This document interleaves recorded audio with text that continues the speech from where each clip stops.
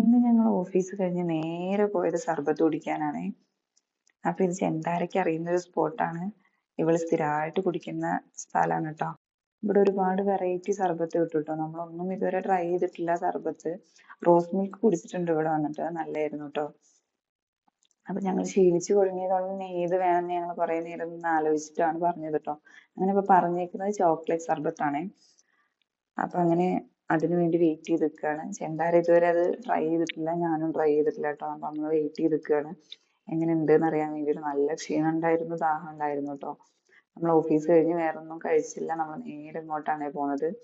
നല്ല ക്ഷീണം ഉണ്ടായിരുന്നു, അതുകൊണ്ട് തന്നെ അത് കിട്ടാൻ വേണ്ടി വെയിറ്റ് ചെയ്ത് നിൽക്കുകയായിരുന്നു കേട്ടോ. അപ്പൊ അങ്ങനെ അത് മേടിച്ച് നമ്മൾ കുടിച്ചു നോക്കുകയാണെ.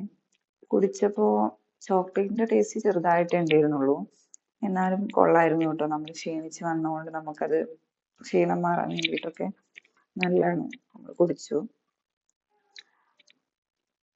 അപ്പൊ കോയമ്പത്തൂർ വരികയാണെങ്കിൽ ഒന്ന് ട്രൈ ചെയ്ത് നോക്കൂ കേട്ടോ. സർബത്തിന് ഇപ്പൊ 30 രൂപയുള്ളൂ. അപ്പൊ അങ്ങനെ ഞങ്ങൾ കുടിച്ച് ക്ഷീണമൊക്കെ മാറ്റി ഞങ്ങൾ നേരെ റൂമിൽ പോയിട്ടോ.